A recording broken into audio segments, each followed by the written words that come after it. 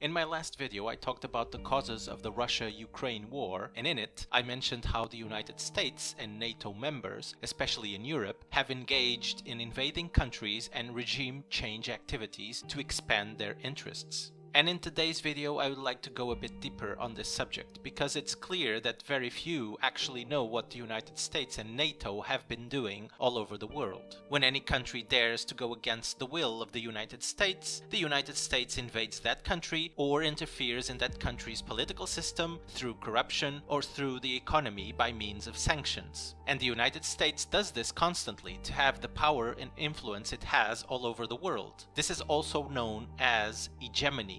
What does it mean exactly? Hegemony is the dominance of one group over another. Hegemony is today often used as shorthand to describe the relatively dominant position of a particular set of ideas and their associated tendency to become commonsensical and intuitive, thereby inhibiting the dissemination or even the articulation of alternative ideas. In other words, Western countries have dominance over almost all non-Western countries because their culture and ideology is spread all over the world, be it in movies, books, music, comics, TV shows, politics, talk shows, podcasts, etc. And it's the United States that has the lion's share of this propaganda machine that goes all over the world. Obviously, this propaganda machine always claims that the United States and the West are benevolent hegemons, that they only want peace, freedom, and democracy for everyone around the world. But is that really true? Let's find out. And let's start with the Vietnam War. Vietnam was divided in two, the North, controlled by those that wanted a Vietnam united under communism, and the South, that wanted a united Vietnam closer to Western values. The main ally of the South was, of course, the United States. Although the conflict between the North and South of Vietnam was already happening for a few decades, the United States were only actively involved in 1954. Due to the intensification of the Cold War between the United States and the Soviet Union, the United States had placed extreme policies against any ally of the Soviet Union, in effect meaning that any country seeking to implement communism was an enemy of the United States and the West. By 1962, the United States had about 9,000 troops on the ground in Vietnam, a number that grew considerably from the 800 in the 1950s. Things got even more intense when a coup by generals in the south of Vietnam created further instability, and the United States doubled down on their military and economic support to the south. In 1964, after two United States destroyers were torpedoed in the Gulf of Tonkin, Operation Rolling Thunder started. What was Operation Rolling Thunder? Essentially regular bombing raids, and not just on Vietnam. Laos, that had been neutral up to that point, was showered by 2 million tons of bombs to try and disrupt the flow of supplies into Vietnam. Despite strong anti-war protests, the United States government continued the war, and by the end of 1967, the US had almost 500,000 troops in Vietnam. In 1968, US soldiers slaughtered 400 civilians in the My Lai village, something that intensified the anti-war protests further. This started a withdrawal of US troops from Vietnam, and it also triggered many problems among the soldiers still left in Vietnam. Many deserted, others avoided the draft by fleeing to Canada, etc. But the United States still wasn't happy. They then decided to invade Cambodia with their South Vietnam allies. That was a clear violation of international law, but the United States didn't really care about that. In 1971, the Pentagon Papers were leaked, and they showed how the United States was responsible for ramping up the conflict in Vietnam, something that finally killed almost all support for the years-long involvement of the United States in this war. In 1973, a peace deal between the North Vietnam government and the United States ended the hostilities between these two nations, but the conflict between the North and South Vietnam continued. More than 3 million people died in the Vietnam War. Half of that number were Vietnamese civilians. Millions wounded, a country destroyed. And for what? The United States spent $120 billion to support the war effort between 1965 and 1973, when all troops were finally withdrawn from Vietnam. This created very high inflation, and along with a worldwide oil crisis, fuel prices skyrocketed.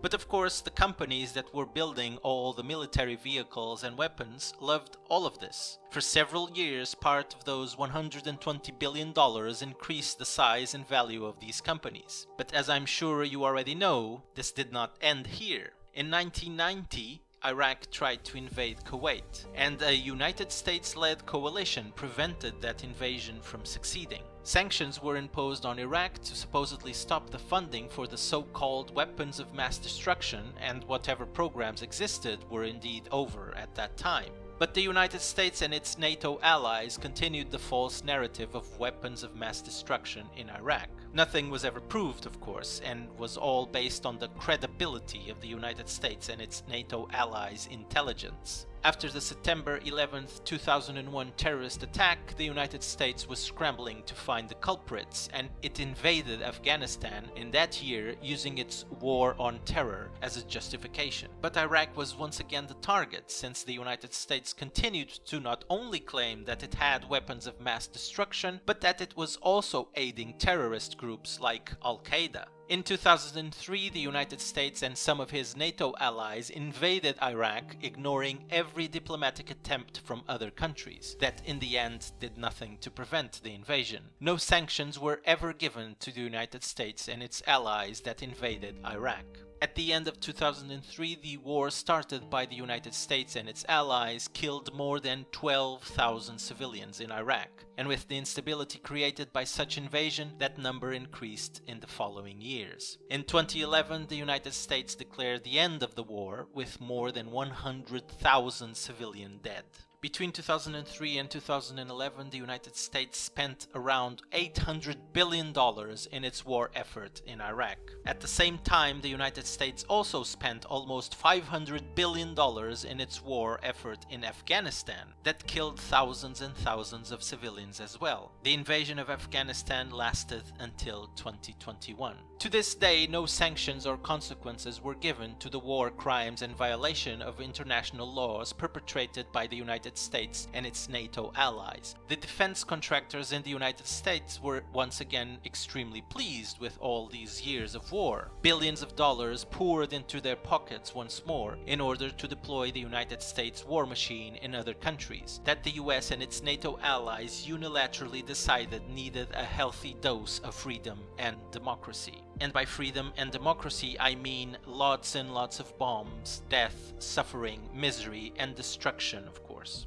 And as a consequence for all the bombs, death, and misery in Iraq, the most violent Islamic terrorist group was created. We can thank the United States and its NATO allies for creating the Islamic State of Iraq and Syria, in short ISIS, responsible for some of the most barbaric terrorist attacks ever seen. But this does not end here. In 2011, pretty much as it ended the war in Iraq, the United States and its NATO allies sought to promote another regime change war in Libya. Muammar Gaddafi was an authoritarian and used his influence to remain in power for many years. But his rule over Libya was providing his people decent living conditions by properly managing the natural resources of his country, namely oil and gas. At the time, as protests erupted in neighbor countries such as Egypt and Tunisia in the so-called Arab Spring, Libya was a stable country. But this was not acceptable for the United States and its NATO allies, especially France. They wanted to destabilize Libya, and so they started funding and supplying weapons to the rebels that wanted to remove Gaddafi from power in Benghazi, which obviously escalated violence. After creating the instability and spreading lies about mass rapes in Libya being used as a weapon of war, the United States and its NATO allies proceeded with the bombing of Libya, killing hundreds of civilians and also helping capture and murder Gaddafi himself. The real reasons for that war, though, were known with the leak of Hillary Clinton's emails that showed that Gaddafi had plans to create a gold-backed currency, also known as the gold standard,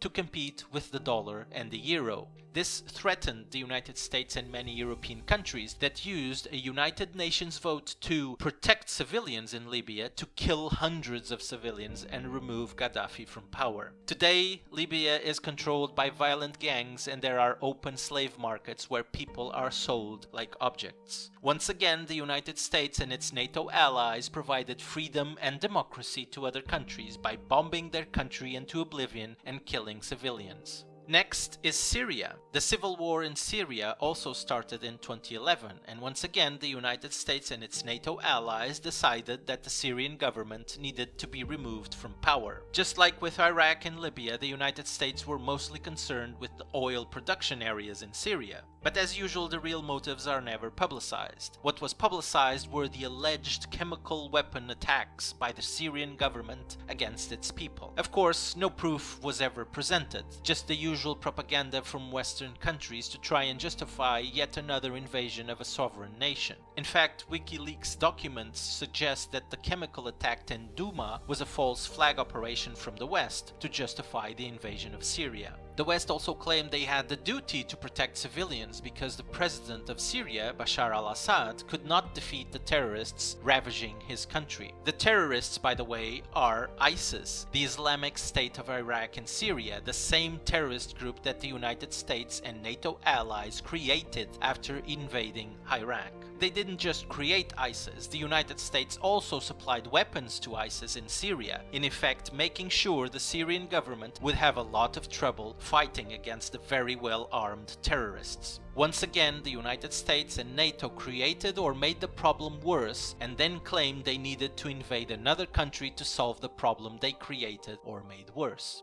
But again, this does not end here. Let's not forget Yemen, a war that very few know about or care, but is going on for 7 years now. The United States is providing military support to Saudi Arabia to destroy another country. Hundreds of thousands of dead people, schools and hospitals are the targets of the democratic and freedom-loving bombs dropped by the United States in Yemen. Why are they doing this? Because Saudi Arabia helps the United States keep the dollar as the currency for oil trades. This is known as the petrodollar and gives the United States tremendous power all over the world. And if Saudi Arabia wants to genocide an entire country, like Yemen for example, then the United States will kill as many people as possible without blinking once, just to maintain that power. The United States and NATO allies have committed the bulk of war crimes in the last decades, yet no sanctions exist against them, no banning of US or NATO ally athletes from competitions, no freezing of assets from North American or NATO ally millionaires. In fact, we barely hear any condemnation of these actually unprovoked attacks to other countries by the United States and NATO allies. Besides all these invasions and millions of civilians killed by the United States and its NATO allies, the United States also tried to interfere in elections and promote regime change operations in other countries, namely in Syria, Iran, Guatemala, Chile, Indonesia, Cuba, Iraq, Congo, and many more. In essence, every country that dares to not align with the United States or that was a threat to an enemy of the United States will be a victim of regime change operations in order to place a puppet regime in power controlled by the United States. In other words, the exact opposite of democracy and freedom that the West always claims to pursue. After talking about all this, do you see the similarities between what happened in the past and what is happening now? The only big difference is that Russia is a nuclear superpower, and the United States and NATO, like the bullies they are, do not want to go to war with Russia directly. They only invade, bomb and kill civilians of weak countries, countries that cannot defend themselves. To fight powerful countries, the United States uses other countries as proxies to fight against their enemies, while the United States military-industrial complex receives billions of dollars to supply weapons to those proxy countries. The United States is a country that thrives with war, that thrives with creating instability and death somewhere else in the world. And those allied with the United States, namely NATO countries, are also part of this war and death scheme. They say it's for freedom and democracy, but reality proves it's about dominance and control over anyone that dares not to do what the United States and NATO want. And the United States has no problems in using other countries to do their bidding. The next victims of this seem to be Finland and Sweden. For whatever reason, their leaders believe this is a great time to join NATO. As I've showed you in my last video, Ukraine was being considered to be a member of NATO in 2021. After many years of warnings against it, Russia invaded Ukraine to show they would not tolerate the United States military bases and weapons in a country that has a border with Russia. The leaders of Finland and Sweden don't seem to care about any of that. They chose to ignore reality as if they want their countries to go to war as well. I do not understand why they want to escalate this conflict further. If they think the United States will move a finger to help them, they are mistaken. The most they'll do is sell them weapons and make billions in profits from their death, misery, and destroyed country, just like they did with many other countries in the past and are doing now with Ukraine. Another victim of this in the future is Taiwan. The United States is going to use Taiwan as a proxy to go to war with China. Just like Ukraine, Taiwan will be destroyed so that China wastes resources to take it for itself. The United States and its NATO allies are the biggest threat to peace all over the world. And because very few people understand that the world is not in black and white, I must point out that showing you how the United States hegemony has caused so many death and suffering all around the world does not mean that Russia or China's hegemony is any better. It's not. But the fact of the matter is that the United States and its NATO allies are responsible for many more wars and many more deaths than any other country in the last 6 or 7 decades. But why am I telling you all this? Because this ties with the causes of the current war between Russia and Ukraine. The United States engineered this war like it engineered some of the wars I just mentioned during this video. And all of it was supported by some of its NATO allies in Europe that also participated in those wars. And now I'll give you further proof of that. I already talked extensively about the United States military-industrial complex. RAND is a company that is part of that complex, and they make research on what are the best courses of action for the benefit of the defense contractors that lobby for wars to be created, that lobby for the United States to get involved in the foreign affairs of other countries that may lead to wars. In 2019, RAND published a document regarding Russia. Let's have a look at it. The title of the document is already quite revealing: Overextending and Unbalancing Russia. And the content is quite provoking. Provide lethal aid to Ukraine. Deploy large number of NATO forces on the Russian border. Increase United States forces in Europe. Hold exercises on Russia's border.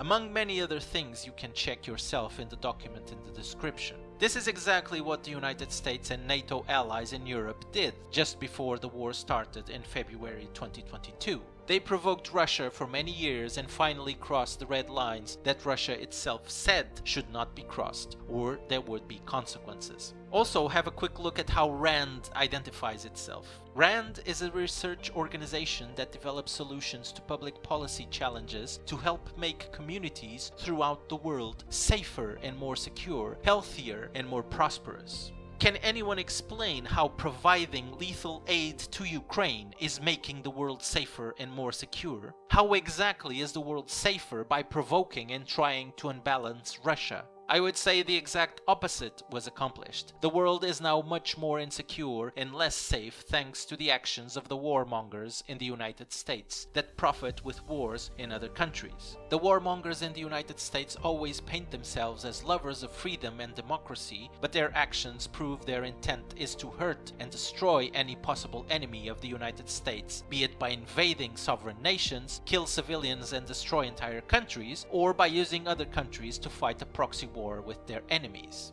And they do that not only to continue their hegemony, but also to feed their military-industrial complex that profits with the suffering and death of people in other countries, Ukraine being the latest example. To put it bluntly, if the United States, NATO allies and European Union had not interfered in Ukrainian affairs, as they did for many years, Ukraine would not be at war right now. Russia is of course to blame for the invasion itself, but you cannot ignore what led to the war in order to point the finger at Russia only. I recommend you watch the documentary Ukraine on Fire that goes deeper into the Ukraine corruption and Nazi influence, and also how the United States protected Nazi elements in Ukraine from any consequences for many years and still does.